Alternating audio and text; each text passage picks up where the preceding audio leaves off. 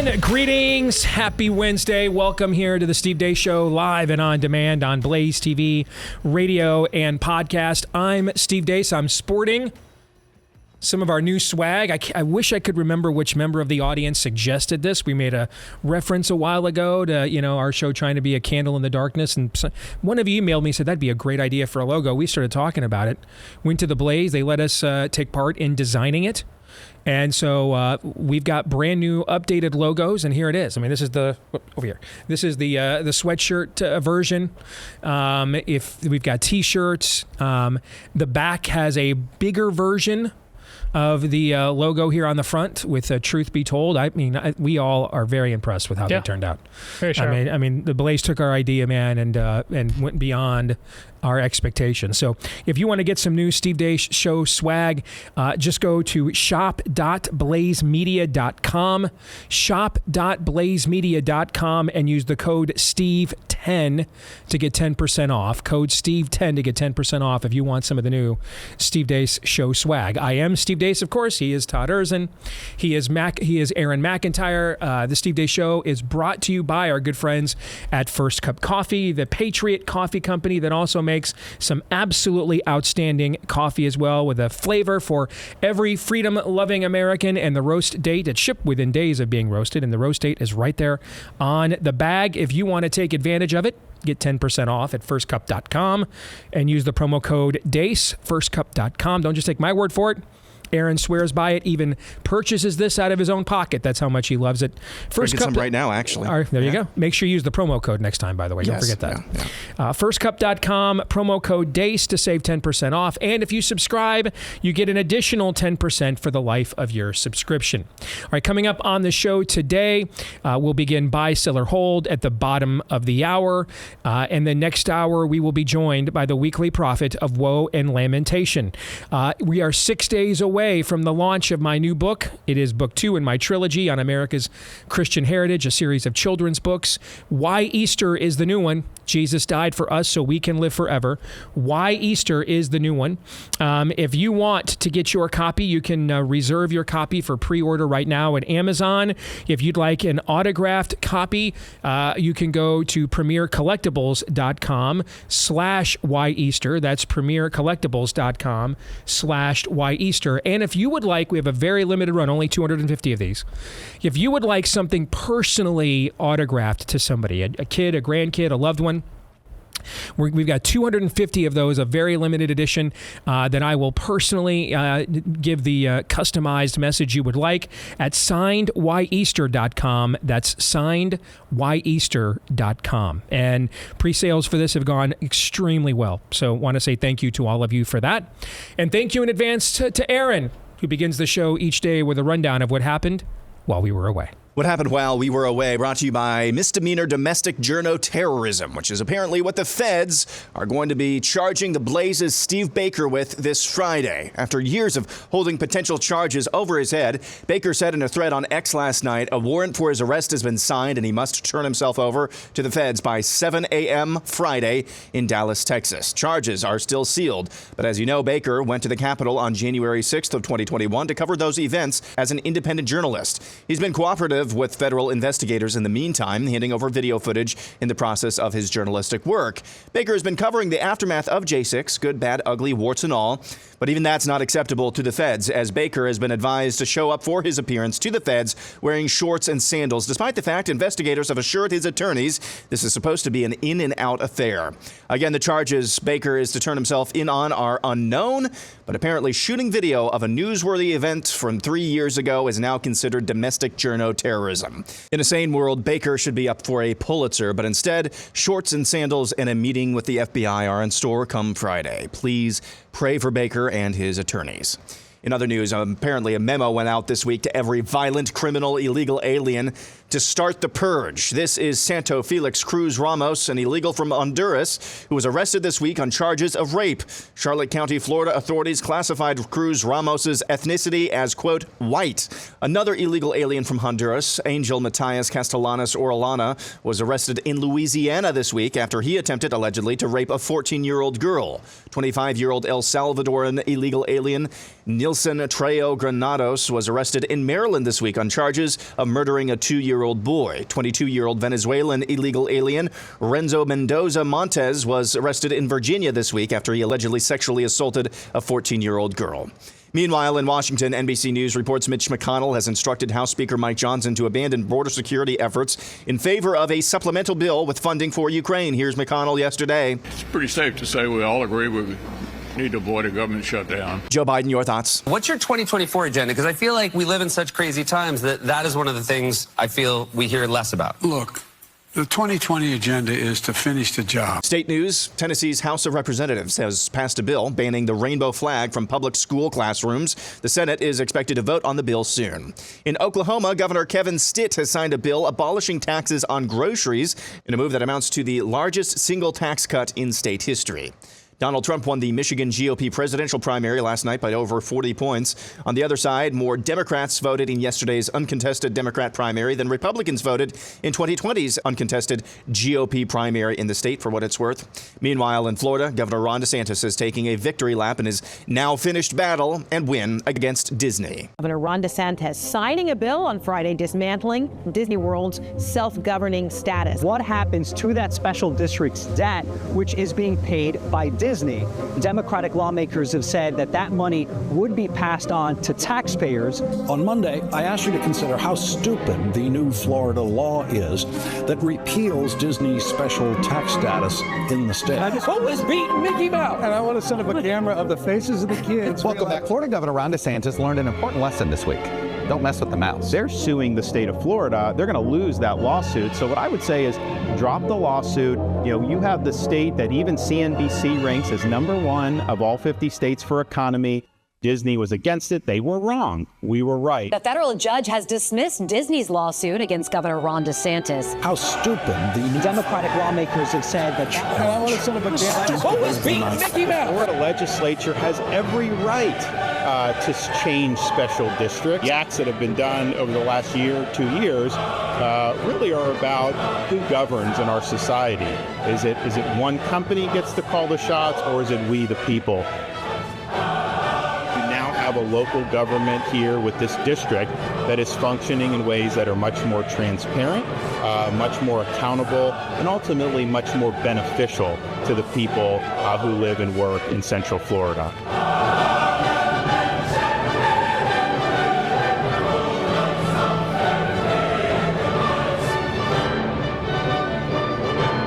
Hey guys, this is a good story, a good example of good government. Thank you. And that's what happened while we were away. Team DeSantis took the high road there because there were plenty of people on the so-called right that they could have lit up with that too, including the last two remaining GOP presidential candidates and all of their supporters, basically. So they took the high road there by only swinging left on their detractors, but there were plenty of posers on the right too that they could call scoreboard on. Yes. And they took the high road. So credit to them on that.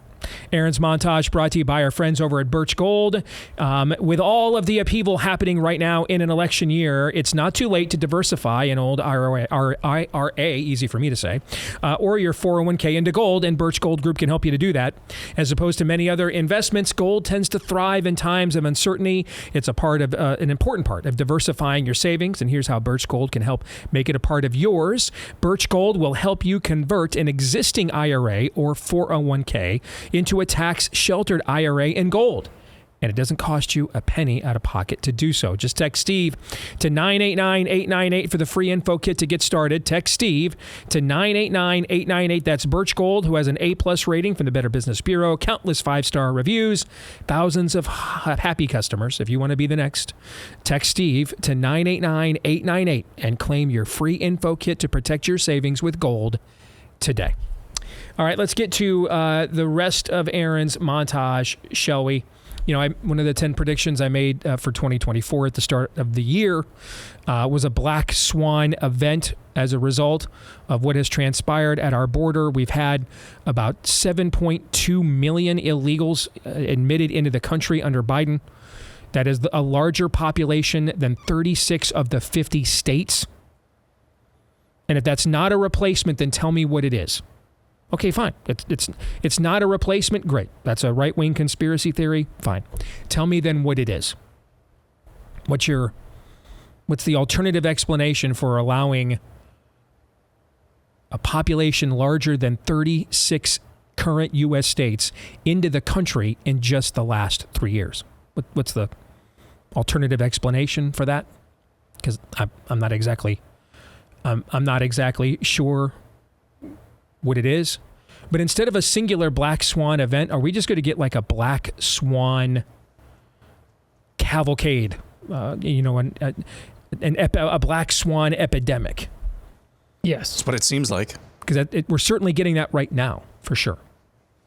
I mean, they've already released illegals who have beaten New York cops on camera in the middle of the street and released them. Can I ask a question to your point? Does anybody really think forget the kind of corruption we had last time in the election? How are we going to even have an election if they decide to weaponize this level of chaos on that day? Well, there is a segment of our audience that believes there will not be an election. I hear from them all the time. I'm sure none of those 7.2 million illegals that have been brought in just under Biden will attempt to vote.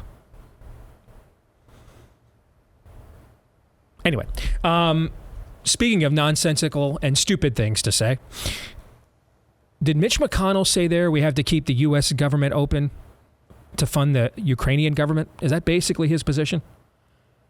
It certainly sounded like that to me. That's is pretty right, black swanny too, Steve. That is right up there with we have to suspend free market principles to save the free market. That was some of the parting words of the George W. Bush presidency, as I recall.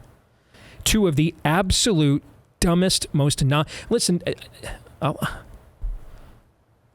If you like your current doctor, you can keep it. Was it nonsensical? Just a point blank lie. Okay. A nonsensical is when you are saying something that I think you think is sincerely true. You're just so morally compromised or intellectually bereft, you can't tell that what you just did is a form of self-immolation, which is a popular word this week, I see. By the way, can I just say quickly, just as a quick aside, I am pro-demonically possessed and influenced people lighting themselves on fire before they can help to demonically influence other people. I just want to go on the record. Any seconds on that? I have no quarrel. So say we all? Indeed. Okay, just as a quick aside, not mentioning that for any story in particular, just as a quick aside, a clarification. Sometimes you got to clarify certain points and things come up just organically that you want to address. Like the two dumbest things I've ever heard a politician say in my career. Sometimes we have to suspend free market principles to save the free market. And we have to keep the U.S. government open to fund the Ukrainian government. Both by Republicans, but of course we are voting to save America. Our friend Steve Baker and what is happening to him it's just demonic and un-American as hell, man. There's just no other way to describe it. And now you can tell that he's over the target. They want to put him in some kind of cold cell probably with the dress down. Just to give some form of punitive punishment, some form of embarrassment, humiliation. That's who these people are. Letting in an invasion, looking the other way. You know, reminded of the line from the great graphic novel, The Dark Knight Returns. And this was actually quoted in Zack Snyder's movie, Batman vs. Superman, when a villain is going to do something terrible to an innocent person and it keeps telling Batman, don't come any closer to me. I'll do it. I'll do it. And Batman looks at him and says, I know. And takes him out. Okay? I thought about that when I saw Joe Biden say, I want to finish the job. I know. We know. We know you do. A hell of a job we're doing here. We know you do. It's maybe the truest thing you've said your entire presidency. I want to finish the job. Which brings me to my concerns. So we didn't get into the South Carolina primary results on Saturday because they weren't really much in doubt, and it's not really a contested state. But I will say, getting the most votes of any presidential candidate in the history of the South Carolina primary, as Trump did, is very impressive.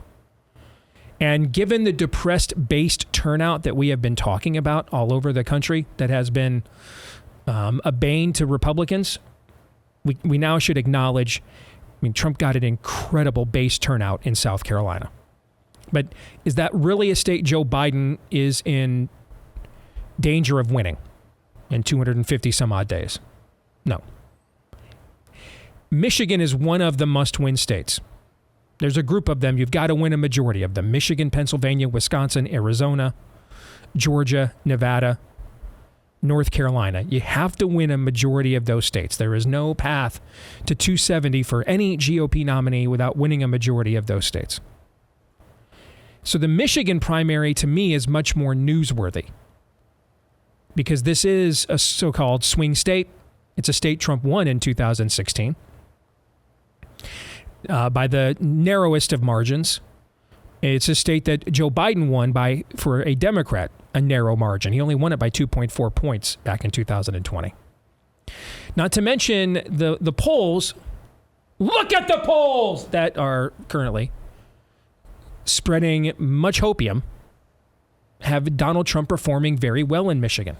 So with you guys' permission, and because I know, unfortunately, there's not a lot of other places that people that really just want to know the reality of what's happening rather than just be, dealt coping mechanisms, have to go to get real analysis. With you guys' permission, given Michigan's significance, I'd like to provide some analysis of that primary last night. I'm begging you to conquer my cynicism, the cynicism that I'm to believe that he's doing really well in the polls in the same state that let Gretchen Whitmer back after not letting them go out and garden. So I explode my cynicism, Steve. Do with it as you will. Let's just look at numbers. That's what I'm saying. Just have at me. Now, one of the talking points, I saw Lee Zeldin say this last night, and a lot of the Trump people are saying, well, Trump himself got more votes last night in Michigan than people who voted total in the Democratic primary. That's a fallacy. Because the Democratic primary doesn't have another candidate with an unsuspended candidacy. Joe Biden is running unopposed. So whenever you run unopposed, you get less of a turnout. You have to compare like things. Well, you don't have to. You can just lie. And a lot of people want to be lied to, and a lot of people want to, get paid to lie. And, that's always been true where politics is concerned to some degree. There's more of a market for it now, it seems, than ever before with social media and your ability to monetize your lying immediately. And there's probably more people than ever before that want, in our country anyway, that want to be lied to. We're not going to do that to you here, though. You have to compare like things. For example, I could point out that Republicans actually had 18% lower turnout in last night's Michigan primary than they had in the 2016 contested primary, but that wouldn't be fair, would it? Because the Michigan primary in 2016 was when the race was still very competitive. People like Ted Cruz still had a path to the nomination. Nikki Haley has no path to the nomination. So yes, Trump is technically, he is absolutely being challenged by a legit candidate who, by the way, almost got as many votes last night in Michigan as Ted Cruz got when he finished second to Trump in 2016. Nikki Haley got about 300,000 votes. Cruz got about 330,000. So, I could point out that turnout is down, but that would be an unfair criticism because that race was much more competitive than the race is right now, which drives down turnout. That would make me guilty of the same fallacy that I'm accusing some of the propaganda peddlers of pushing, right? Yes. So I won't do that. We're going to compare like things and be honest with you. All right? Last night in Michigan, in the 2020 Michigan primary, 683,252 Republicans voted when Trump was unopposed. So you got to compare that primary to Biden's when these two guys are running unopposed. You have to that's the like thing, right? Okay. Last night, 761,934 Democrats voted in the 2024 Michigan primary with Biden unopposed. That is a difference of 78,682 votes. Translation, In an uncontested primary, Democrats put up 11.5% higher turnout than Republicans were able to do in a similar environment in 2020. Now, what would Trump have to do on Election Day this year to overcome an 11.5% turnout disadvantage to Democrats? Nothing. Because it's impossible it can't be done. It would be like asking, what would Steve Deace have to do to get Kate Upton to call him back? Nothing. It's impossible. Might as well, ask me what would happen to get monkeys to fly out of my butt. It's just not happening in this earth. Okay, so there's nothing that can be done. Can't overcome that. Biden was certified. Notice how I define that. I always struggle with what terms to use to describe the results of the 2016 or 2020 election. Can we just use certified? Go with that? Sure. Okay. Biden was certified, the Michigan, by 154,188 votes over Trump in 2020. That's a margin of 2.4%. So again, the actual results, there are polls coming out that from mainstream pollsters that show Trump winning Michigan by 7, winning by 10. These results do not line up. The actual results do not line up with the public polling profile. But then you want to look at some other recent data to make sure you're not just falling for your own outlier fallacy, right? The more data you have, the more likely accurate your analysis will be. Sometimes there's just, tipping point moments, Malcolm Gladwell, black swan events. Sometimes things just happen. Like James Comey cutting a letter to Congress the week before the election that organically shifts things. And there's no point in analyzing for those things because those are variables and you have no control over them, right? Okay, so we're looking at controllable metrics. So I went back and looked at the 2022 Michigan gubernatorial race. Now, I predicted that Tudor Dixon was going to beat Gretchen Whitmer in that race. Why did I make that prediction? Because the Real Clear Politics polling average had Gretchen Whitmer only up by 1 point. The final Real Clear Politics polling average only had Gretchen Whitmer winning by 1 point. And given how pro the environment was for Republicans, or at least it was supposed to be, right? Okay? And in any other era, when an incumbent is that weak and the environment is in favor of the other party, you always bet on the other side, right? And so that's what I did. What was the actual result of the 2022 Michigan gubernatorial race? Gretchen Whitmer won by 10.6 points. In other words, her margin of victory in 2022. Now, most of this I have on Twitter. I saved this dot connection just for all y'all. This one I didn't put on Twitter. This is just for you. A live show exclusive. In other words, if you connect the dots here, Gretchen Whitmer's turnout victory over Tudor Dixon is almost exactly what the turnout difference was for Joe Biden running unopposed in 2024 last night in Michigan and Donald Trump running unopposed in 2020. 11.5, 10.6. That's when you're dealing with millions of people, man, that's about as on the nose as you can get. So I wasn't even cynical enough, is what you're saying. That's exactly what I'm saying. So here's what all of this means. Because we continually now see this trend where we saw this all through 2022, we're seeing it now. We saw it all through last year with these special elections, where the polls, for the first time in our lifetimes, seem to have a systemic Republican bias. Over and over again. And so that leaves us, and by the way, Nikki Haley at this point, is she running for any reason other than a vanity campaign for corporatists? Or is it just, you know what, I have no shame, I've got no future, I'll just hang out as long as I can, see if any of these legal problems force Trump off the ballot, and if that, on the 5% chance that happens, I'll claim I'm the likely nominee because I'm second with the most delegates. That's probably what's going on here at this point, don't you think? Yeah. One of those two? Maybe a mixture of both? All right. When you compare these polls to the trend lines of the polls to what we're actually seeing in these results, it is clear now we are one of two options and maybe a mixture of both. Number one, the polls are some kind of psyop to dull the senses of Republicans. You're good, man. Just wait till Election Day. Don't put the machinery in place, a turnout operation. Don't do any of that. You're winning. Let the hopium flow.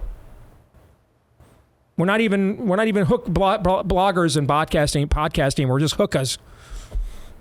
You know, just come get your CBD. Come get your cannabis. We'll just let it flow, man. And we're buying into this to our own detriment. Or the polls earnestly have yet to catch up with the Democrats. We'll call it turnout operation. We'll go with that. Ballot harvesting, whatever you want to call it. We'll go with that. And if that's the case, Republicans have done what over the last 4 years to either challenge it or answer it? What have they done? Nothing. Close to nothing. Nothing. If not nothing. Where'd all the money for Stop the Steal? How many steals were stopped with all the millions that were raised there? Where'd all that money go? Anybody know to this day where it went? I don't know. How many complaints, protests? Number one thing, if you want to generate engagement on the right, claim or do not claim the 2020 election was stolen. Number one thing. You'll get the most engagement. The most people are fired up about that still than anything else. And yet, what was done over the last 4 years? Well, Steve, they're cheating. I agree. To a point. In the NBA, is traveling against the rules? Yes. So they stopped calling it, though, when you and I were kids, right? Yeah. And especially on the superstar players. Need an extra step or two. People want the show. Call it fancy names like Euro step. So you're like, well, that sounds interesting. People want the highlight. They don't want there's no highlights of refs calling traveling. Plenty of highlights of guys doing Euro steps or taking extra steps and posterizing fools, right? That's what they want. Okay? So they stopped calling it. Now, you can go out there and coach your team to strictly adhere to the traveling rules. It is the rule.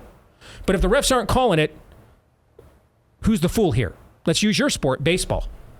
Well, you just described all of college football, too, by the way. Technically, the strike zone goes up to here since Little League, right? Oh, yes, it hasn't changed. Yeah. In the major leagues, when was the last time they called a strike above the belt line? Yeah, that is not. 1968, when Bob Gibson was still on the mound, was staring people down, and the umps were even afraid of him, okay? So it's Bob Gibson and Sandy Koufax and Don Drysdale got those calls, right?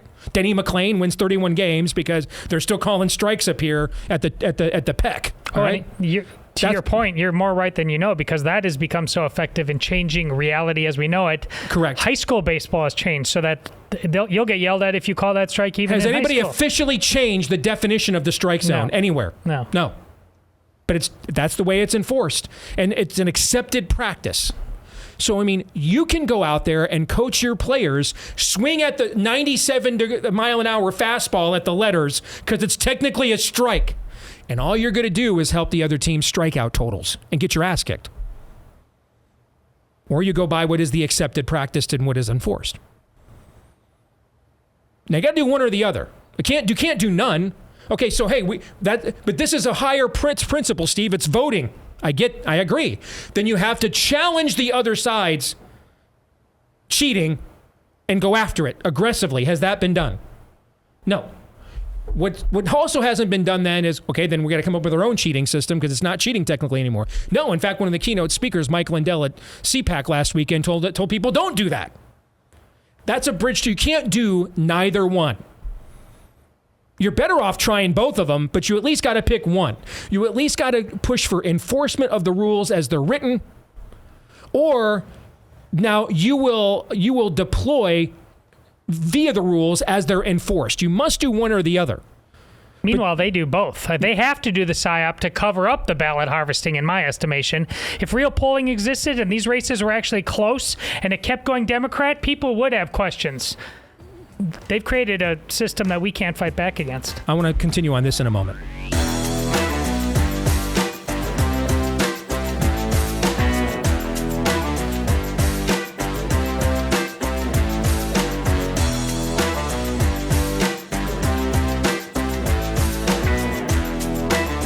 Hey, remember when businesses just wanted to make a profit while making a great product and supplying a living for their employees? Those were the days. But now wokeness, ESG, Freudian slip, DEI, the cult spirit of the age has conquered a lot of America's best companies, and that's where New Founding comes in.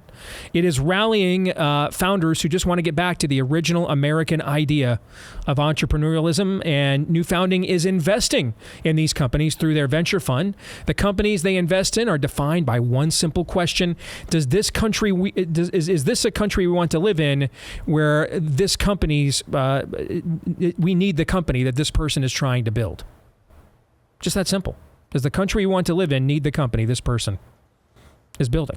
You can join them.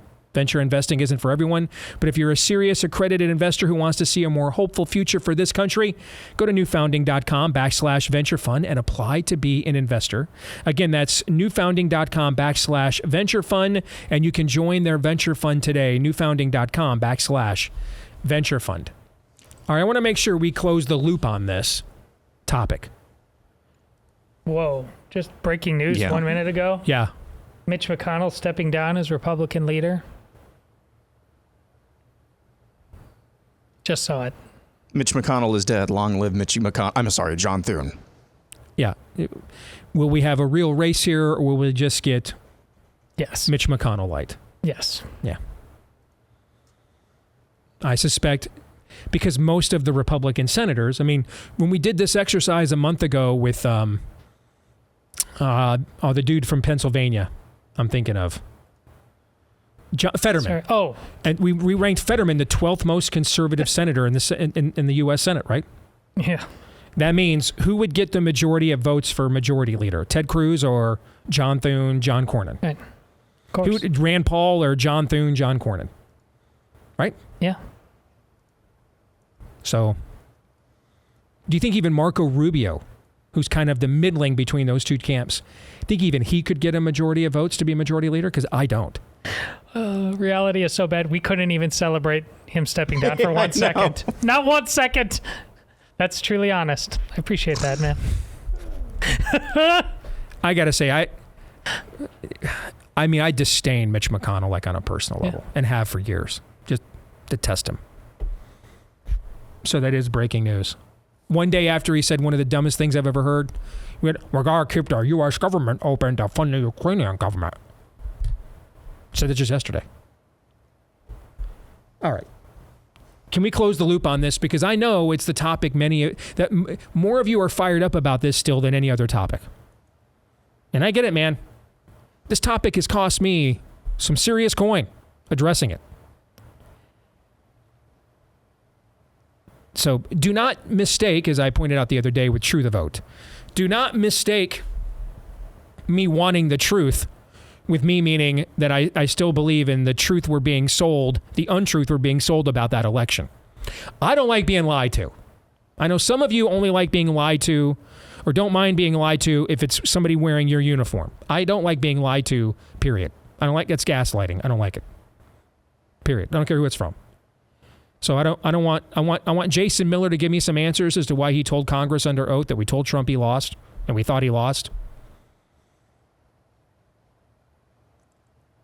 I want the release the Kraken people to give me some answers. Where was said Kraken and where's all that money? And I still want answers for the chain of custody of these ballots. The explanation for why we had a lower rejection rate with the highest volume of mail-in absentee ballots in the history of this country. How are those things possible? I just want the truth, man. And I'm not letting anybody lie to me. I don't care what side of the aisle they're on. Don't lie to me. So you've been lied to, and so have I. Because there's been more energy exercised over this voter fraud topic the last 4 years than any other any other issue on the right. And not a damn substantive thing has truly been done about it.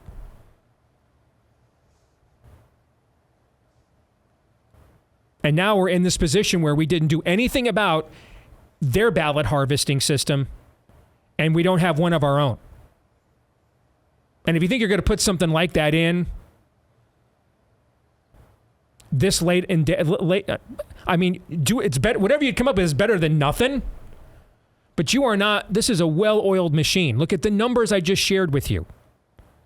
Gretchen Whitmer outperformed the polls by almost exactly the amount of turnout advantage Joe Biden had in an uncontested primary over Trump's uncontested primary last night. That's not a coincidence. These people got this thing down to a science, baby. They know what they're doing. And our answer, which seems to be our answer on virtually every other issue, guys, do a podcast, write a book, bitch and moan, scream and yell, and elect a bunch of people that won't do anything and then complain that we elected a bunch of people. All of you. That's why I'm not celebrating Mitch McConnell's news. It's perfect timing. Because 3 months from now, we're going to be like, man, John Cornyn sucks. John Thune's the worst. We all celebrated when Kevin McCarthy went down. We got Mike Collins, who makes Kevin McCarthy look like Ayn Rand. And that, of course, Aaron, begs the question, I'm sure these 7.2 million illegals in the country brought in the last 3 years, I'm sure they won't cast a single ballot here in the fall. Well, I with this as the backdrop, we just had that pretty young nursing student in Georgia literally had her skull reshaped at the hands of a violent illegal alien. Okay, with that as the backdrop. Then we have oodles more violent criminals being arrested in this country illegally. Alleged murderers, alleged rapes of minors. With that as the backdrop, I saw this video the other day. Fox News went to the border and interviewed a bunch of fresh illegals straight off the coyote, fresh off the coyote, and asked all of them, hey, who do you trust to handle illegal immigration better, Joe Biden or Donald Trump? And they all said Joe Biden. We won't know the answer to this question until November. But I'm starting to wonder, even if Republicans chose not, even as a monolith, which they've never done on basically any issue except for close to something like Ukraine, things that are deeply unpopular with the average American. Even if Republicans chose as a monolith to shove immigration down the throats of Americans for the next, 10 months or so, or 8 months or so, even if they did that, if the American people, and I'm not even talking about the hard and left, if the American people couldn't even be bothered into lazy reactionaryism, I'm not even sure that any Republican could win this cycle. Any Republican. George Washington himself reincarnated, came back as a Republican. I'm not even sure if he could win. And again, that's not a question we'll know the answer to until November. But I'm starting to get worried because right now Republicans are trying to reframe, at least in Washington, D.C., they're trying to reframe the focus to Ukraine. Mm-hmm. Mitch McConnell, the aforementioned, trying to stiff arm Mike Johnson. Hey, forget about border security. We got to fund Ukraine. So we're in a heap of trouble. Let me quantify your statement for you. There are 26 Republican secretaries of state. Now, why is this position important? Because these people, as we've learned in Maricopa County the last couple of elections, they're like the initial referees on Election Day. A majority of states, Republicans have a Secretary of State advantage of 26 to 22 over Democrats right now. But let me share with you some of the states where Democrats are in office as Secretary of State. Remember, I gave you a list of states that a Republican has to win a majority of to win the presidency. Those states were Georgia, North Carolina, Arizona, Nevada, Michigan, Wisconsin, Pennsylvania. Have to win a majority of those states. I'm sure it's purely a coincidence, guys. I'm sure it is. But here are some of the states that Democrats have secretaries of state in office. Wisconsin, Michigan, North Carolina, Arizona, and Nevada. This is exactly why I said as many times as I did, arrest Katie Hobbs, because it's not a coincidence. It's probably not. And here's why that matters. We learned this in 2020. The time window you have to challenge election results is defined and limited. You therefore cannot just go into a turkey shoot. You can't just go in, we're spraying buckshot here. You have to go in SEAL, sniper style. Have a very defined target with the hopes that acquiring that target and eliminating it then opens up the field to more targets. You cannot go outside in challenging an election. You actually have to go inside out. And so we went after these theories on machines and had all these testimonies, and we did go after the ballot. We tried everything and got nothing. Nothing. And do you remember those shows? Because I'll never forget them. Remember we sat here all December. I used to sit here in this seat doing this. Hey, clock's ticking here, guys. Begging. We're moving. Literally They're going to begging. certify this election here in the first week of December. What are we doing? Okay? I mean, these testimonies with Rudy and... I like Krakens. Show me a Kraken. Yeah, show. I mean, these are very compelling. Great. But we got to move on stuff that we can move on. Remember Ted Cruz, my old boss, told the Trump White House he'd represent them to the Supreme Court on the chain of custody issue? We never saw that, though, did we? No, we saw, remember, Rudy Giuliani hosting his podcast and selling fine cigars. Yeah, we saw that. Yeah, we saw that. Still don't know where all the Stop the Steal money went. Yeah. So we saw that. Then we saw things like January 6th, and now we're seeing things like friends of mine like Siaka Massaquoi and Steve Baker, that there's no video of them doing anything violent or anything, essentially having their entire lives disrupted by the regime. We're seeing that. If the Secretary of State is the initial referee, do you guys think there's any critical mass of illegals voting in North Carolina, Arizona, Nevada, Wisconsin, or Michigan, where the Democrat Secretary of State in those states is going to say, all right, hey, time out here. Something smells rotten in the state of Denmark. We got to check this thing out. Not a chance. Probably not a chance. Not a chance. Like if an illegal alien walked into a Wayne County, Michigan polling booth, filmed himself, identified himself, I'm here in the country illegally, just came over here. I'm a drug mule. I just came over the border last week. And I'm just here to vote for Joe Biden. I have no social, here's where I live. Did it all. And then filmed himself casting a ballot and put it up on YouTube. Of course, YouTube would take it down. But Twitter then, maybe Elon leaves it up for at least an hour. Do you think the Michigan Secretary of State's office calls? No. No, I don't. I don't either. Nope. The sanctuary. What if 1,000 people, illegals in Michigan, did this? Do you think the secretary? I don't either. I don't. The sanctuary city. What if 10,000 called? We're doing the opposite of Abraham now and Sodom and Gomorrah. We're doing the opposite. What if 50,000 illegals did this, and they all filmed it to rub our noses in it? Do you think the Secretary of State in Michigan would make one phone call or commit to one action to investigate such activity? No. No. Neither do I. They're tired of hiding. They want you to know. That's exactly The right. sanctuary city mayor of Athens, Georgia, when asked in his press conference today about the illegal alien who murdered the nursing student, he turned that thing. He was getting booed. He still turned it around and blamed Trump. So here's our choices. To go back now to the beginning of this discussion.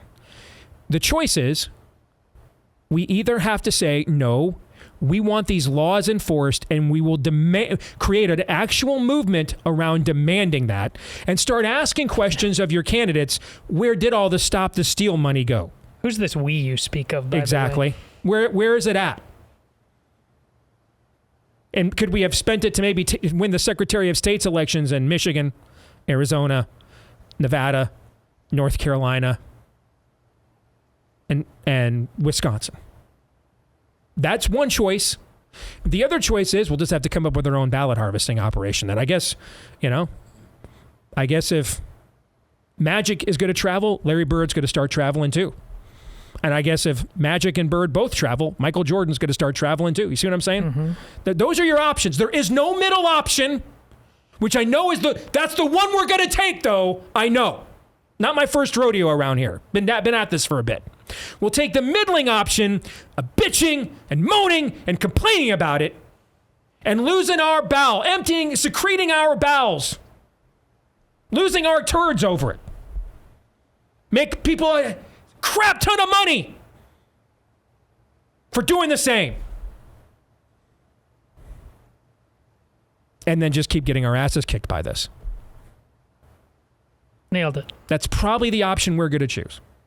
Because I've seen this before, and that's the option we have chosen on virtually every issue in my time in this industry movement, whatever the hell this is.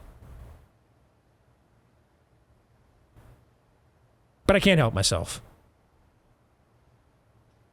If I see that there is another option, I just feel compelled to say something about it. And there is. But the results in Michigan that are happening right now do not align with the glorious, look at the polls! They instead align with, look at the results!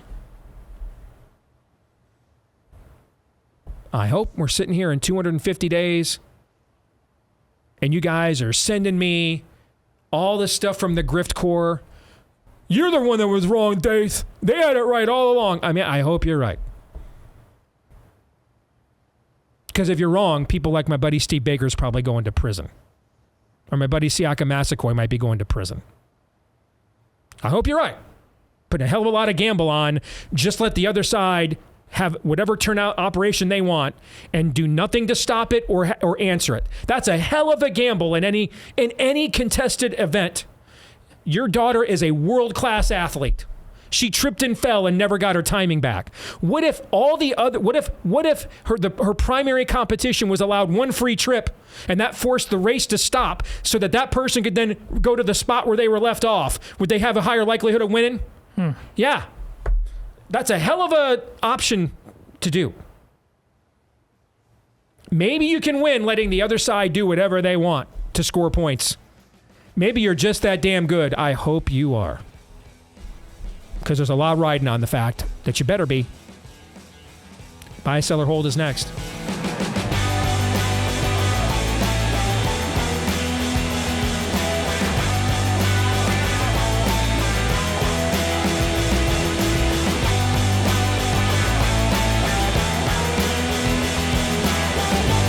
Back here with Hour 2 here on Blaze TV, radio, and podcast. Steve Deace here with Todd Erzen, Aaron McIntyre, all of you. And you can let us know what you think about what we think via the stevedeace.com inbox by emailing us, steve@stevedeace.com. That's DEACE. Like us on Facebook, me, we, and Gab. Follow me at Steve Deace Show on Twitter, Getter, Instagram, and TikTok. And if you're a podcast listener, please, if you have yet to do so, leave us a 5-star review. You can also hit subscribe, or if you're on iTunes, follow. And that way, every time we do a new episode, it'll show up in your feed every single time. And we want to thank each and every one of you who have done those things. We need to issue a quick clarification on the breaking news we had last hour. Mitch McConnell has seen his last glitch. He is resigning. However, he has one more election to screw us. He's not leaving until November. All right, so to the last, like Khan to Kirk, as the Genesis device is going off, from hell's heart, I stabbeth thee. That's essentially what old Ditch is doing here. He's going to ride the storm out here. He's got one more. When does his term end? Never. He's got one more shank. All right, so we're in the prison yard, and we're Buttercup. And McConnell is Sillinger there in Oz to stick the neo-Nazis on us, or Adebisi if you want to be more diverse. 2027. And we're gonna get shanked out in the yard. He's got one more assault planned for us. So no, we can't even enjoy this. We can't. Even less than I thought.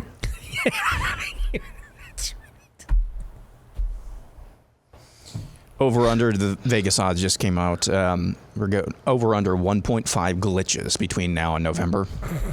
I'm going way over. Yeah. Way over. Way. Let's get to Buy, Sell, or Hold, brought to you by Jace Medical. Do you remember a time when medications didn't get rationed in the U.S.? I mean, that used to be something that happened in other countries, but not here. But unfortunately, things just aren't that way anymore. That's one reason why you want to make sure you got the Jace case on hand. It's a personalized emergency medication kit that contains 5 essential antibiotics, which treat the most common and deadly bacterial infections. It's also customizable with dozens of add-on medications available, so you can choose the one that fits you and your family's needs. They even have ivermectin as an option, by the way. You can also use gift cards to get one for family members, loved ones, so that they can get a customized Jace case and the peace of mind that goes with it as well. The Jace case, so that you're not just hoping you have access to the medication you need in an emergency, but you actually do. Go to jacemedical.com, enter the code DACE at checkout for a discount on your order. That's promo code DEACE. DACE is the promo code at Jace, J-A-S-E, jacemedical.com. Promo code DACE at jacemedical.com. Here's how Buy, Sell, or Hold works. Aaron has submissions from you in the audience. Todd, you and I are going to decide on each one. Are we buying it? Are we selling it? We'll get through as many of these as we can. The ones we run at a time before we get to, we will deal with in the overtime today for Blaze TV subscribers at blazetv.com/Dace. If at any point in time you try to attempt to use a hold for whatever reason, you have clearly violated the dude code. You have embarrassed yourself, shamed yourself, really. You have punked out. And your penalty will be, you'll have to figure out what it is that Lindsey Graham does to keep Mitch McConnell up and alert down the stretch of his last run here as Senate Majority Leader. I don't know. There's certain answers to that I'm curious about. Others, not so much, but... Well, let's find out. Okay. Aaron, fire away. All right. Guess how many submissions we have this week that I took. I don't even try to come up with a number. I just go through all of them. Hey, if that looks good, that looks good. I just take it. We have 45. 45. I'm not sure. Okay. I'm not sure we'll get through all of them, but we will begin with Evangelical Dark Web.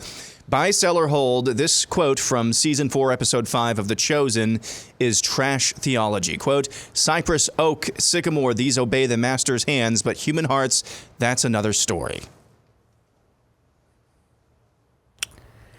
I mean, I'd want to see it in context, but... I'd say sell. I maybe I'm dumb, but is this just essentially just a statement that says the things of the natural world that do not have souls corrupted by sin follow what God says, and the things of this world that have souls corrupted by sin do not. See, that's what I was wanting to know what the context is, because on the one hand, that's how I originally took it.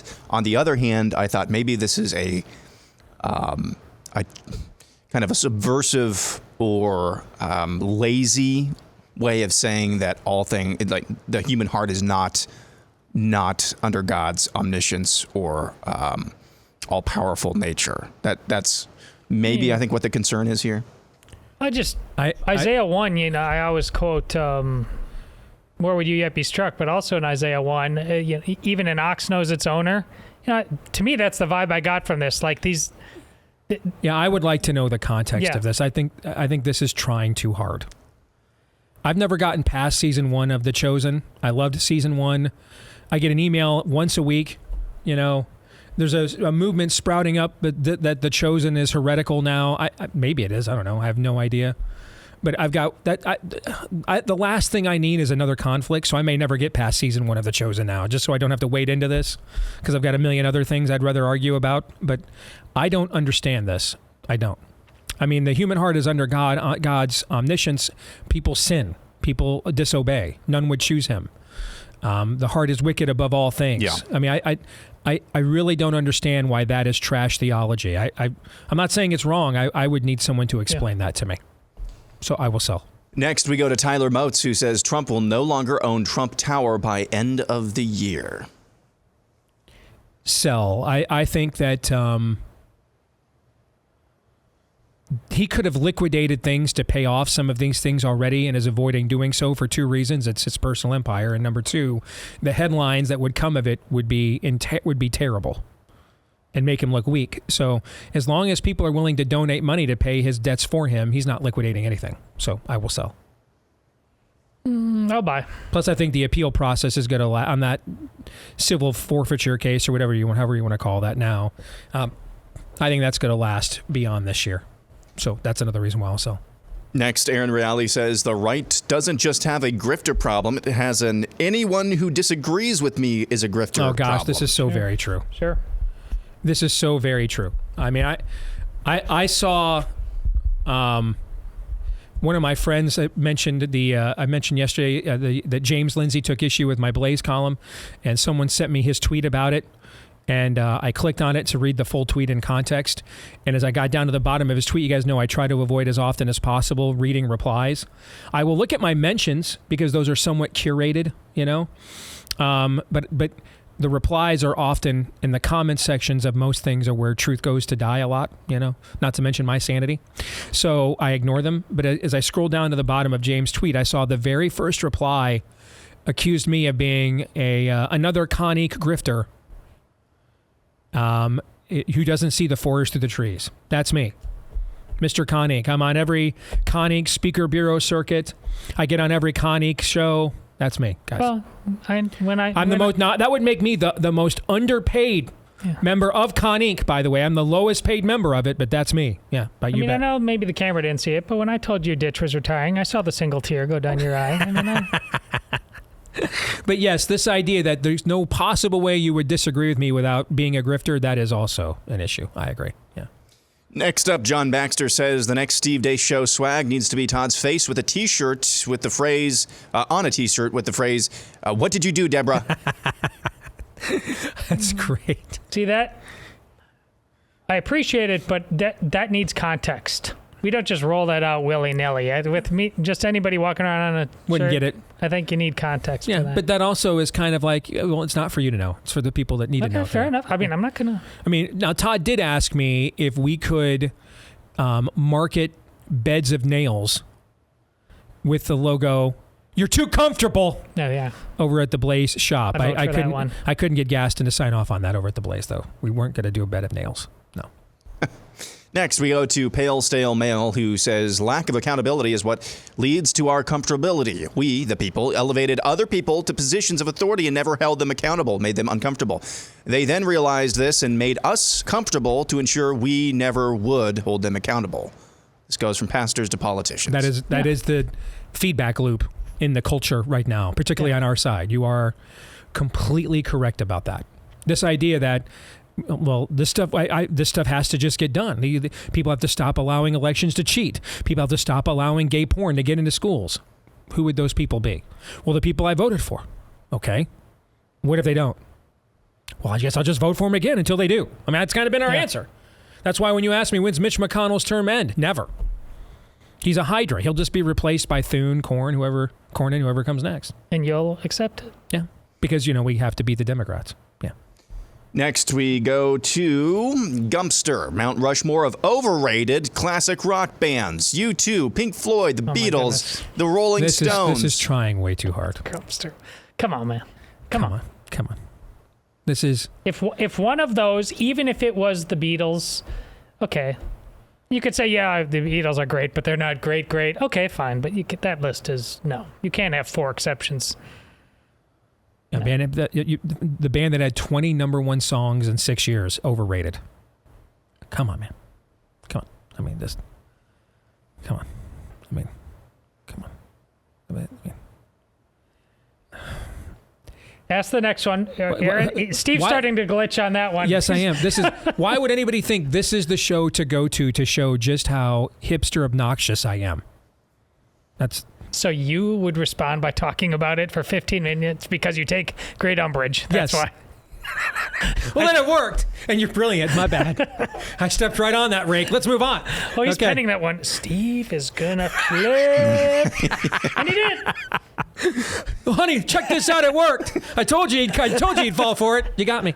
Yep, you're right. Alex Pfeiffer says Steve would rather eat 3-day-old leftovers than find a rat in his kitchen. Preach. That's one of the truest submissions we have ever had. Yes. That's deep. Yeah, I will take the leftovers over the scurrying rodent. Scurrying rodents, I cannot do.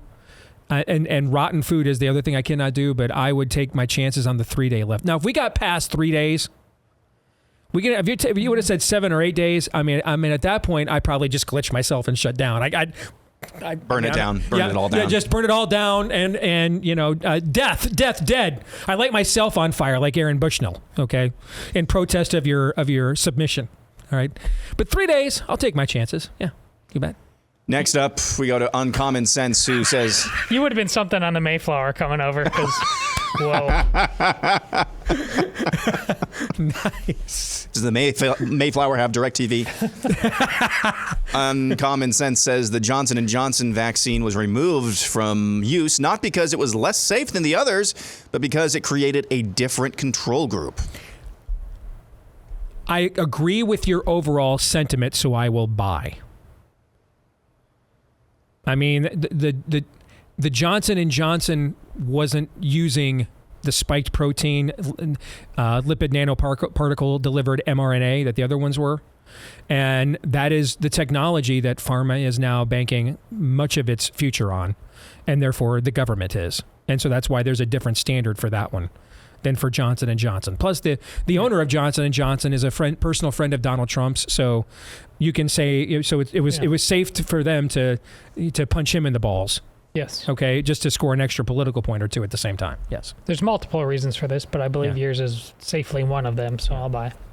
JP has the top 4 actor voices. Number 4, Jack Nicholson. Yes. Number 3, Christopher Walken. Oh, yes. Number 2, Sam Elliott. Yes. Number 1, Clint Eastwood. Those are 4 great. A lot of people would say, hey, where's Brando or De Niro? But you'd have a difficult time taking one of those 4 off. Yeah. Okay. I mean, I would probably find a place. Darth Vader. So you're talking about James Earl Jones? Yeah. That's another one. Yeah. Man, when they started doing this thing at Michigan in 2016, where they changed the opening video that the team comes out to, and it's James Earl Jones, who's a University of Michigan alum. This is the University of Michigan. And he just goes through this like hype thing for like a minute. And dude, that thing with that voice. Oh yeah. And then right at the end is when the band kicks in the victors and the team comes out of the tunnel, makes the hair on the back of your neck stand up, man. Yeah, but that's a pretty good list. If I would think you got to find a place for a Brando, a De Niro, or a James Earl Jones, but I don't know which of those 4 I'd take off. They're great choices. Next, we go to this from Clan McLeod, who says the Steve Deace Show is making a difference, one beta male hobby at a time. And it's this meme of this bar with the sign that says lightsaber night canceled. Thanks a lot, Todd. Is this real? I love this meme, but is this sign real? Did this really happen? I looked it up. Yeah? I believe it's real, but it's from years ago and has nothing, clearly nothing to do with us. That's great. I love that you looked that up, Todd. I did too. That's where I need to know if even the compliments of me are real. I need to look this up. Yes. I don't even want to receive fake compliments. The compliment itself must be real. Yes, I like it. Next, Defensive Mindset Training has the top 5 movie musical scores. Number 5, Braveheart. 4, The Dark Knight. 3, Star Wars. 2, Saving Private Ryan. And 1, Schindler's List. I have to sell because you are missing 2 of arguably the greatest of all time. Lord of the Rings. Well, I was going to say that's another good one, but I was going to say Indiana Jones or Raiders of the Lost Ark and Superman the Motion Picture has to be on the list. Has to be. Raiders of the Lost Ark has to be on the list. I'm okay if you want to put, Lord of the Rings on there too, but those 2, Raiders of the Lost Ark and Superman the Motion Picture, have to be on the list. I disagree. I disagree with the Batman thing. It's a good score. It's a good score, but it's not. There's no like melody that really sticks with you at the end of the day. Right. And well, it's a great movie, and maybe I can't hum it because I think I've only seen it twice, and it's hard. It's a hard rewatch, obviously. But putting number 1 as Schindler's List, like I can't You should be able to instantly recall the music. I can't recall. It might be great. Can you? I've never seen it, and I can recall the music. Okay. Have you guys ever seen that video of Ben Shapiro being introduced by Larry King at some function out in New York, and Ben Shapiro plays the theme to Schindler's List in front of this audience? He's like 10 or 11 years old. No. Have you guys ever seen that video? No. Like he plays it himself? Yeah. No. Wow. I knew he's good at violin. But yeah, and he was very good. Very good. I do know my son saw Ben's rap video that was trending on iTunes a month or so ago. And he went out and somehow got I have no idea how Noah got a copy of this. He got a copy of my sophomore year high school yearbook photo.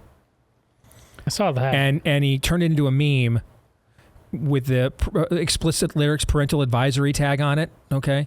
And it's called Big Deace Energy is what it's called. I saw that, but no, I had no idea that Ben played that at 11 years old. Look at Noah pushing the line right there. He's just feeling things out. Like, what kind of shot can Dad take? And I'm proud of that. That's the thing when you're raising boys. He's at the age now, I want him pushing the envelope, all right? There needs to be a certain respect where if a certain look is given, got to back off. But up until that moment, absolutely take the initiative and push things as far as you can. I'm trying to instill that masculine instinct. And you're better off risking going too far than not far enough. That's the guy you want your daughters to marry, is that guy. That risk going too far rather than far enough where that stuff's concerned. Next up, we go to Nathan Kengel. Todd's top ice cream flavors. Number 1, people are the problem, peppermint mocha. Number 2, progressivism is cancer, peanut butter crunch. Number 3, magical power of vaccines, marshmallow fluff. Nice. And number 4, just vinegar. Just vinegar. We're missing all kinds of marketing opportunities, clearly. Just vinegar. I'm going to buy on just number 4 alone. Number 4. All these like fantastical flavors. Number 4, vinegar. That's way cooler than Ben and Jerry's, what we could be doing. What is it? We would do the Garbage Pail Kids version of Ben and Jerry's. Remember that? Do you remember Garbage Pail Kids? Oh, yeah. Absolutely, I do. You bet. Yeah. Next, Those communists can make some ice cream, though, man. I'm not saying their ice cream's bad, but it's way overpriced, and they're anti-Semitic demons, but they do make some hella ice cream. I'll give them credit for that. Let's not get you talking about your blueberry ribbon ice cream. I entered that in for years. I don't think they even have that contest anymore, but I never won. Yes. Go ahead, Aaron. Next, Tom Dearling says Mount Rushmore of songs celebrating small town life. Small Town, Saturday Night, Hal Ketchum. Underrated country tune. That's a good poll. I like that. Yeah. Small Town by John Mellencamp. Well, I mean, that's one of his magnum opuses. Fishing in the Dark by Nitty Gritty Dirt Band. That's another nice poll, dude. Well done. Yeah. And Glory Days by Bruce Springsteen. I think that's his most underrated song. Good Mount Rushmore. That's a good list, brother. Remember the video with him throwing the baseball against the piece of wood and it's just thunk. Thunk. And he talks to the kid because he's a major league pitcher. Yeah. Was it Kirk Gibson? Gibson got me bottom of the ninth. Was it Kirk Gibson? He says at the end, who's the player? He says, he was, how'd it go for you today? Kirk Gibson. I think he says Kirk Gibson got me bottom of the ninth. I think.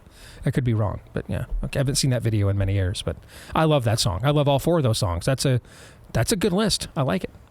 We've gotten some instantaneous feedback on the list of top musical scores. Last of the Mohicans, Putin on a Ritz says, Rob Wade, #authentic says, how did the score from John Carter not make the list? I don't know what that movie is. John Carter is a movie. Disney tried to turn this into a franchise about 10 years ago, I think. Some very popular books called John Carter of Mars. Oh, yes. And the movie's actually not that bad. Okay. It just didn't, they wanted to make a franchise out of it and didn't go anywhere. The movie's not that bad. But none of the Raiders of the Lost Ark and Superman the Motion Picture have to be on any list of the greatest musical scores ever. Have to be. Junior Burdick says, no employer should be exempt from E-Verify, including agribusiness and farmers. I will buy. I agree. Okay. Next up, we go to No Goat 2020 says, Inside Out is by far the best Pixar movie. It's a great movie. It is a great movie, but we're saying overall the Toy Stories. I'm going to sell. Yeah, I don't say because we also have. I'm drawing a blank right now. Grumpy dude, wife dies. Yeah, Up. Yeah, Up. Finding Nemo. Up might be their greatest movie in my opinion. That's an incredible movie. Next up, we go to Jamie Burwell. Top 5 movie trios. Number 5, Superman, Batman, Wonder Woman. Number 4, Aragorn, Legolas, and Gimli. Number 3, Harry, Ron, and Hermione. 2, Luke, Leia, Han Solo. 1, Captain America, Thor, and Iron Man. Honorable mention goes to Shrek, Donkey, and Puss in Boots. That's not bad. Okay. I mean, what about Vito, Michael, and Tom Hayden? Should that be on a list somewhere? Those 3? I won't argue. Okay. But that's not a bad list. Yeah, I'll buy. I have no idea what prompted that. It's very random. But this entire segment is random, including this from Tyler Morgan. Aaron Bushnell's playlist. Oh, no. Are we allowed to do this? I don't know. You tell me. Aaron's like, hey, man, I signed the back of the check. Don't ask me. You ready? Billy Joel, We Didn't Start the Fire. Oh, no. Alicia Keys, This Girl Is on Fire. Oh, my. Is that enough? You know what? No. Dragon I'm down Force, for more. Through the Fire and Flames. Metallica, Moth into the Flames. Elvis, Burn in Love. Burn in Love. Johnny Cash, Ring of Fire. The Doors, Light My Fire. Oh, my God. Jerry Lee Lewis, Great Balls of Fire. Oh, Metallica, literally. Fight Fire with Fire. Jody Messina, Burn, I've never heard that. Pitball, Fireball. Five Finger Death Punch, Burn MF Down. Or Burn MF Burn. And Parker McCollum, Burn It Down. Yeah. Get the point. Got the point. We got the point. That sounds like the playlist of another Tyler in a movie I saw in the mid-'90s. First rule of Fight Club is you do not talk about Fight Club. But I had a buddy of mine. I didn't share this with you guys. I should share it now. I probably shouldn't, but I'm going to. Let me show this to you. Let me call this up. All right. I had a buddy of mine send this to me. Can you guys see this? Yeah. People magazine. Hottest man alive. Oh, no. Aaron Bushnell on the cover. Again, my official position, just to state for the record, randomly, not applying it specifically to anybody. As a general rule, I'm in favor of people who are demonically possessed and spreading the doctrines of demons, lighting themselves on fire before they can infest more people with the doctrines of demons. I am in favor of that. I'll approve. Next, we go to John Evan Coe, who, thank you, John. Steve might fire me after taking your submission. John Evan Coe says, Steve would rather write OHIO than Lindsey Graham is my homeboy on a personal inscription for his new book. Oh, that's a given. Absolutely. I would rather, I would dot the I, okay, before I did that. By the way, Ohio State and I are getting along great right now. I've got no issues. We're doing... From my perspective, our relationship has never been better. Ohio State and I we're in a good place. We're in a healthy relationship right now. No, you're not. We're really good. I mean, I am in complete control. They are humiliated, and an understanding has been restored. I'm good. So I'm fine writing Ohio on whatever you want to write Ohio on. I'm good with it. Next, we got the Humble Bumble who says mustard is the most consistent condiment. Agreed. Flavor, consistency, and appearance. Agreed. I completely agree. Mustard, so yeah. I think that's a good call. In the end, you can't. I like different kinds of spices and stuff, but is there anything still better than just good old fashioned black pepper, good old fashioned oregano, good old fashioned basil? Sure. I mean, I can sample numerous different barbecue sauces, but nothing beats just good old yellow mustard on a hot dog. Agreed. Yeah. Next up, we go to Rolling 20. We're going to do a buy, sell, hold, wholesale on this list of the top 10 hymns that are not a part of a particular holiday. All right, so buy it all. Yep. Okay. 10, Revive Us Again. 9, Blessed Assurance. 8, Rock of Ages. 7, Amazing Grace. 6, Great is Thy Faithfulness. 5, A Mighty Fortress is Our God. 4, Crown Him with Many Crowns. 3, It Is Well With My Soul. 2, How Great Thou Art. And 1, Old Rugged Cross. I'm sure there's something that's forgotten there, but man, that's a pretty good list. I agree. Todd, you'd heard of most of those, correct? I would hold for them? No, you've heard of them. Yes, I've heard most of them, yeah. Okay, so we're both buying? Yeah, buying. Okay. I would buy, yeah. That's a pretty good list. Next, we go to Blake. Steve's quip last week of, quote, I don't see Ron DeSantis castrating himself so that only one guy is putting his seed in the harem, end quote, is more Bible than what 90% of people heard in church this last Sunday. Probably true, unfortunately. Yeah, bye. That's probably true, yeah. James Swick has this. Aaron's smoked meats swag would be the Blaze's top-selling merchandise. Got a lot of these types of submissions. You know what's funny is I had several well-meaning people who really would like this as a show, who heard our onboard real-time difficulty of coming up with what to call this that would not be an unintentional, smutty double entendre.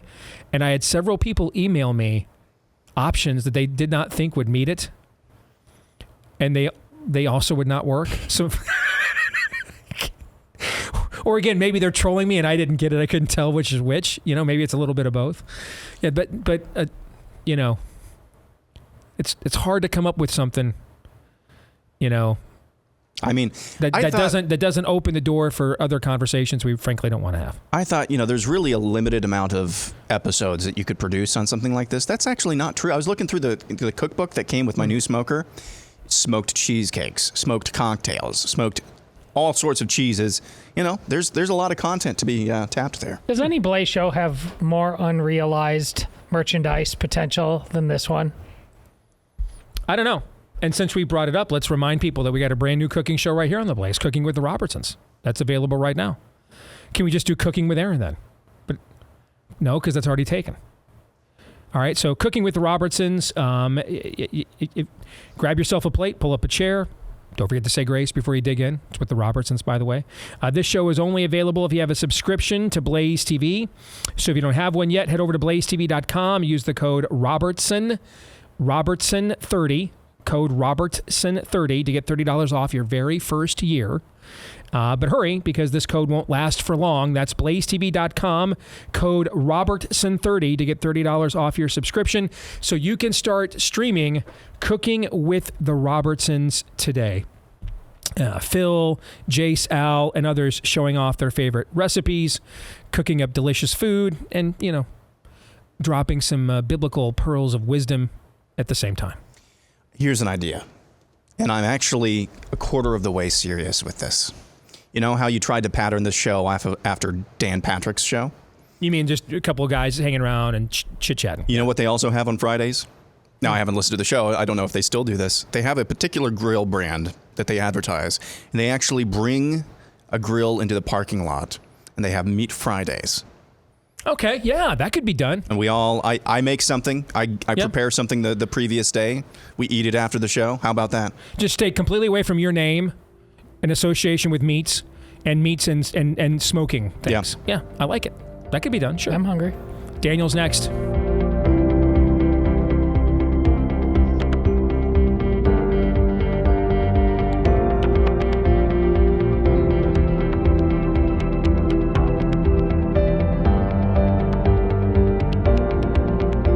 All right, back here on the Steve Deace Show, brought to you by realestateagentsitrust.com. It's coming, folks. We've been forecasting it since the beginning of the year, and you're already seeing an uptick now in home sales for the first time in quite a while. There's just, even if there isn't, and I do think they'll have at least some interest rate cut this year, but even if it's not anywhere close to getting us back to where mortgage rates were before Biden took over, there's just simply too much inventory that people are sitting on. You've done the whole, there's no point in taking out another HELOC. You already put the roof and everything on your house, and that HELOC comes with the same exorbitant interest rates. There's just too much inventory. It's going to move. And that's why if you're going to be a part of that move, make sure you don't make a move without a real estate agent that you can trust, and you'll find one at the name where the name says it all. Realestateagentsitrust.com, a company formed by Glenn Beck and his associates because they got tired of dealing with agents they found out the hard way they couldn't trust. A lot of these agents are from right here in this audience, so you share a common value system with them. They're top sellers, the best in their area, know the lay of the land. Whether it is, hey, I want to move to the next house in my own neighborhood, or I've got to move to a whole new hood, they can help you get to where you want to go. All right. Realestateagentsitrust.com is where you want to go to find one of these agents. Realestateagentsitrust.com. And let's welcome in the weekly prophet of woe and lamentation, Daniel Horowitz. It is good to see you, my friend. And I shared with you this morning some of the stuff from the Michigan primary that I dug up last night. And one dot that I connected, I saved for the show that I did not share with you guys or put on our social media feed this morning. is if you look at the margin of victory that Gretchen Whitmer had when she overperformed the polling in 2022. Again, the final Real Clear Politics polling average in 2022 had Whitmer only up by 1 point. She won on election night by 10.6 points. If you look at that, that's almost exactly the same margin of difference in turnout between Donald Trump's uncontested primary in 2020 and Joe Biden's uncontested primary in 2024. 11.5% is how many more voters Biden turned out in his uncontested primary. That's almost exactly what Whitmer's turnout over the polling was. Man, it's almost like they've got this turnout operation, polling operation on the other side. I'm sorry. Ballot harvesting operation down to a science, Daniel. And we're in this this ether right now where we're doing nothing substantive about their ballot harvesting operation, and yet we did nothing for 4 years to come up with our own. And I used two sports analogies for the audience. I said, hey, when I was a little kid, they stopped calling traveling in the NBA. I suppose you can go out there and tell your team, your players, well, the traveling is still the rule, so don't travel. Well, everybody else is traveling, and they're posterizing them up and down the court by dunking on them because they're taking advantage of the accepted practices. Another one is Major League Baseball. The strike zone technically is still up here. No strike above the belt line has been called in Major League Baseball since like 1975, okay? So, again, you can be the manager and tell your players, hey, the strike zone's up here, so make sure to swing at the pitch. All you do is strike out more than the other team and lose more. At some point, we either have to change the accepted practices or engage the accepted practices. And this idea that we can just go cheer, well, paper ballots are nothing. Then if that's what you believe, then you need all the millions of dollars we don't know what happened with Stop the Steal from 4 years ago. You know? Where's the investment then? This is another issue, except this one, there's more energy on this issue with our people than any other issue, is the election fraud issue. And yet this is another issue where there's just words, and not a damn thing is done. And that's why we keep being told, look at the polls. And then guys like you and I go and look at the result. Look at the results. We're getting our asses kicked over and over and over again. How much longer, brother, till somebody says we should probably maybe do something? You know, Steve, I really do think that social media killed the right. It didn't kill the left, because the left still has their political, policy, comms, media, and importantly, their electoral, their legal defense groups. They have them all on the ground doing everything they did. Now, in addition, you have the yappers online. We only have the yappers online. What social media has done is we don't have a continuity of agenda, of objectives, of strategies, whether it's electoral, whether it's policy-wise. So we have this political amnesia that we can't harness any energy that we create behind a certain initiative to see it through, whether it's dealing with the elections, whether it's, I mean, this week, a parallel issue to what you're talking about is you can never get better tailwinds. I hate to say it tragically, but with Laken Riley's murder and then a slew of other illegal alien crimes falling out within hours of a government funding deadline, that we could take it and parlay it into a federal budget fight. We could parlay it into 25 Republican governors engaging in interior enforcement within the states. It's kind of like, okay, it's a good talking point. Look at what Biden's doing. And then we move on. And then we move on. So nothing ever happens beyond words. It's like hanging out in the air. There's no foundation. And that's how we forget. We forget what happened in 2022, like you noted, with the dichotomy between the results and the polling. And by the way, if you're going to do something and lie to me, make it within the willing suspense of disbelief. So say, you know, it's kind of on par with Trump's 2016 map. But what the polls are showing is that this is like 1988, Bush Dukakis. Okay, I mean, he's going to win. There was just another poll out, I forget which one, that he's going to win Michigan by 10. I mean, if you're going to pick a state, pick a more obscure one that we haven't focused on, not the one that the Democrats just did to us, what DeSantis did to the Democrats in Florida, flipped the chambers for the first time in a decade and won by 10.6 points. There's nothing on the ground that reflects that that reflects a change in that, a reason that has changed. And yeah, I mean, as far as the voting apparatus, look, I warned about that 15 years ago. I wrote a piece that early voting was unconstitutional. We got to stop it. And we didn't. And back then, you know, we did get control of Pennsylvania, Wisconsin, Michigan. We actually had all of them. Nevada, Arizona, we always had back in kind of the Tea Party era. And we did nothing with it, as always. So now you have a scenario where the left, so there's in most of those states, there's about 20 to 30 election days. Okay, we can make fun of it, and it's ridiculous, but there's 20 to 30 election days. We compete in 1 and they compete in 30. If that doesn't change, we're going to keep getting the same results. And that's before we even talk about the image and messaging problems with suburban voters that they could certainly rectify with the Laken Riley story. But of course, we're not going to do anything with that. So this has been the story of my lifetime, but it's only gotten worse since the Trump movement and worse since social media because it's very profitable. You go and harness. See, here's the thing. The left utilizes and harnesses talking points in pursuit of fixed objectives. Right. We go and rent an objective in pursuit of talking points. In pursuit of. So in other words, I want a talking point, Steve, that we're going to get the black vote. You're more racist than us. So therefore, we rent a policy that's antithetical to everything we stood for decades that we're going to let jailbreak, for example, just let drug dealers out of prison. And then criticize Biden for having been too tough on crime in the 70s, 80s, and 90s. What the hell? Biden's a racist for voting for maybe the last compromise two-party bill that was good in America, the crime bill of 1994. Yeah.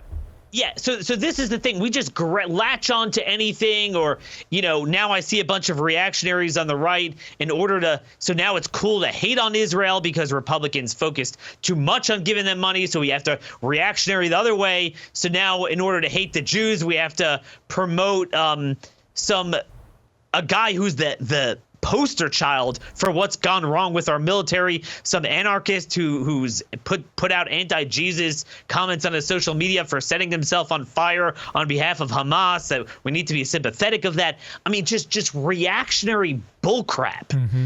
And we're just left with nothing. And when you get a French Revolution, you come full circle and you just land in the same place. And Steve, I'd be remiss if I didn't say this. And I know it's going to be harsh for a lot of people. A lot of people are celebrating that McConnell announces he's stepping down at the end of the year, which there was never any doubt that was going to happen. He physically can't go on.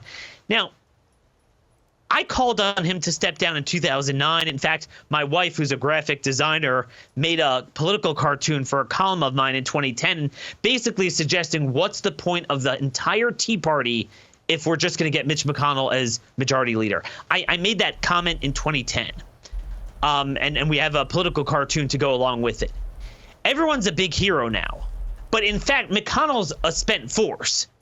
The problem, I mean, he's long out of touch with even the fake rhetoric of the right. So he was going to go by the wayside. But what they're going to get is a Nancy Mace. I mean, she's not in the Senate, but you get the point. A Nancy Mace, a Elise Stefanik, a Kristi Noem. They are the new Mitch McConnells. In fact, Donald Trump, hate to say it, he's the new Mitch McConnell. And that sounds outlandish, but Steve, you're my witness. You remember back then when I wrote the famous Storming the Castle essay. Everyone, and there's people I can name on cable that are big, McConnell sucks, people who lambasted me. I was out on a limb. No one could understand what in the world. He's an effective leader in the Senate. He gets the judicial noms. He gets the stuff done. He owns the Democrats. I mean, I was viewed as really off kilter with that. People did not understand the nuance of what he would do and how he would perfectly deliver us into the left's hands. But back then, his rhetoric was more in line with roughly where people are. So now it's a mirage. Oh, yeah, we defeated McConnell. We're making gains. No, we're not. either you'll get Thune or Cornyn, which are exactly the same, or the Trump people will get Barrasso because he endorsed Trump and Trump endorsed his reelect. He's the same thing too, but he'll indulge the rhetoric a little bit more. We're playing the same freaking game. To that end, since you brought it up, I just saw this tweet from Congressman Matt Gaetz. We've now 86'd McCarthy, McDaniel, McConnell. Better days are ahead for the Republican Party. And replace them with whom? McCarthy was replaced by Mike Johnson, who frankly is a downgrade. I can't believe I've even been saying that. He's actually downgrade. Because here's the thing. Because he actually messages from particularly as an evangelical, he messages from my perspective.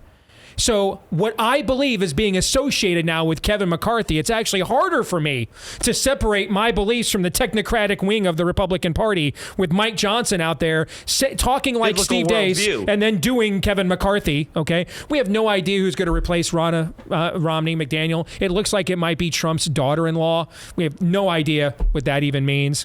And McConnell, if they had to vote today, could Marco Rubio even get elected? Someone who's somewhere between us and the corporatist wing? No. It would be Thune, Cornyn, somebody like that would replace Mitch McConnell. The idea that Rand Paul or Ted Cruz could get the votes, you'd almost have a better chance of getting the votes than either one of those two guys. No chance in the world. So it's not enough to just... Yeah, Ron Johnson. No, the guy who does the vaccine stuff, never in a million years. All right? So, I mean... We did a power rating of conservative senators a month ago on this show, and we rated John Fetterman 12th. The 12th most conservative senator. Fetterman, okay? So to Matt Gaetz, if we're just out here getting rid of people and replacing them with the same thing, what was the point? And younger versions so they can be around even longer. What the hell's the point of any of this? It's always a day late and a dollar short. And I say this as probably being the person alive who did the most to get rid of McConnell the earliest. But then when it no longer matters, and it's this Nancy Mace shtick, it's the Kristi Noem. Kristi Noem is the new Mitch McConnell. Okay? Kristi Noem is a perfect example that on paper, if you don't follow her shtick, you'd be like, hey, she sounds pretty effective. Like, what's your problem? That was the vibe people got when we were challenging Mitch McConnell. They had no idea what we were talking about. But then when her state is ground zero for private property rights, she's MIA and nowhere to be found. And nobody... Mitch McConnell walked right by me at CPAC once about 10 years ago waving an AR-15 in the air. That's what you're talking about. Yeah. And that's the thing. And I would rather have that. In other words, everyone's a big hero now. Bush is terrible. Yeah, but when it actually matters, that's the motto of my podcast, the issues that matter in the way they matter at the time they matter. And the reason why I concocted that talking point is because we're really good at focusing on the issues, primaries, races, bills in the way they don't matter at the time they don't matter. And it's all a mirage we've been playing for 40 years that the GOP needs an upgrade to fool the base. So I would actually rather stay with the old establishment that is a little bit more principled in the sense that they're stuck on their old talking points, that we could just sideline the Senate altogether. Whereas if you get a Barrasso type of guy, even a Rick Scott, DeSantis had to chuck like 300 of his appointments as governor because they were too liberal, and that's why Scott doesn't like him. These guys would just play the game more, and we would have to indulge Senate Republicans rather than just writing them off. This is negative efficacy, just like the COVID shots, and it's subversive. And this is how it's going to continue going on. You won't be able to criticize these people, just like Trump. It's okay if he does the Bud Light. It's okay if he does the COVID. It's okay if he does the bad endorsements. And just one more thing on that, McConnell is still getting the last laugh. Because this cycle, he's getting in two of his guys in red states, Sheehy in Montana and Jim Justice in West Virginia. And guess who's supporting those people against, at least formerly, more conservative challengers? The new Mitch McConnell. So we're in a position we can't even celebrate the end of Glitch. No. Good to see you, Daniel, I guess. Thank you. Happy to deliver. Can we go to a happier topic for just a second on the way out the door? We were discussing what to call Aaron's show. Yes. See, I've been thinking about this entire segment. He's like, I was tuned in. Daniel started. I got to get out. I got to get out right now. Got to get out. I'm going to put myself in the smoker. All right. I'm smoking myself tonight for dinner. Yes. Matthew, who didn't give me a last name. I love his suggestion. Ready? Smoke them if you got them. Oh, yeah. No, it's a no-brainer. It's another double entendre, but that's an acceptable one. I like that one. If it's not that I want more work, it's just that I want more smoked meat. If you buy a Green Mountain Grill for me, we'll put it out back. I'll chain it to the wall. Now, the problem is we won't be able to do bigger cuts of meat like pork butts or, I guess since you like brisket, we would do that sometime. I'd figure out a way to make it work, come in on a Sunday night and then leave it on overnight. But hey, if you want to do this, Steve, just smoked meat right out in the parking lot there. We can do it. What do you think, Todd? I'm hungry. That's it. Did I successfully kill off any further discussion of what Daniel just said for our own mental health? Daniel was here. Was he? I don't remember. Romans 8:28.